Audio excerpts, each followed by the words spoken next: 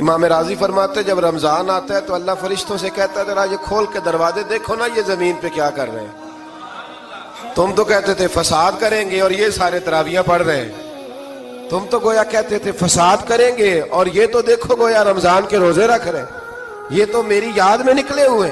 تم کچھ کہتے تھے اور دیکھو میں نے تمہیں کہا تھا نا جو میں جانتا ہوں وہ تم۔ اللہ نے پھر حضرت آدم علیہ السلام کو تمام زمانے کے علوم عطا کیے، علم سکھا لیا۔ تو فرشتوں سے کہا تم بھی ان چیزوں کے نام بتاؤ، تو وہ بتا سکے نہیں۔ اللہ نے فرمایا اب اس طرح کرو، آدم کو سجدہ کرو۔ سب نے سجدہ کیا سوائے وہ کہنے لگا یا اللہ صرف تجھے ہی کرنا ہے۔ کرنا بھی صرف اللہ کو چاہیے، پر رب کے آگے بھی جھکنا چاہیے، اور جس کے سامنے رب جھکائے نا وہاں بھی۔ اور یہ جو عاجزی ہے نا، یہ جو جھکنا ہے، یہ علم کے آگے ہے۔ ہماری مصیبت یہ ہے کہ ہم علم کے آگے بھی گردن جھکانے کو تیار نہیں ہوتے، وہاں بھی ہم خود عالم فاضل بن جاتے۔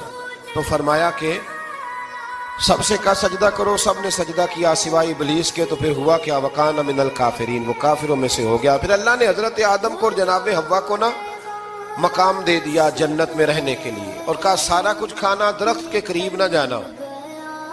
ابھی آپ کسی سے کہہ دیں تھوڑا سا کہ پیچھے نہ دیکھنا، یعنی اگر میری سمجھ لے ادب کی وجہ سے کوئی 1.5-2 منٹ یا 6 منٹ نہیں بھی نہ دیکھے گا تو سوچے گا ضرور کہ پتہ نہیں اب پیچھے کیا ہے، مصیبت کیا ہے۔ یعنی آپ کہہ کے دیکھ لیں کسی کو، پیچھے نہ دیکھنا فطرت ہے نا انسان کی، وہ جستجو کرتا ہے، کہا اس درخت کے پاس نہ جانا۔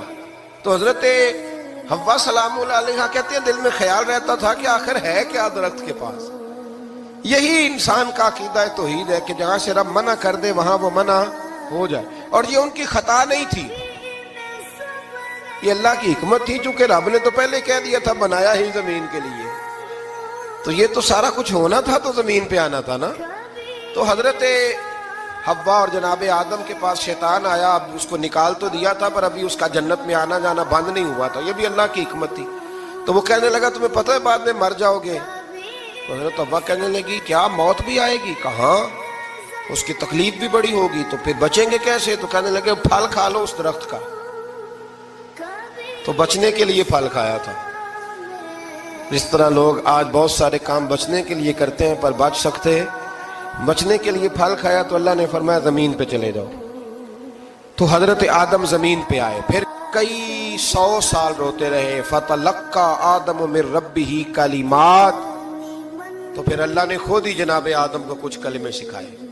علامہ اسماعیل لکی فرماتے ہیں وہ کلمے یہ تھے کہ حضرت آدم نے میرے نبی کا وسیلہ پیش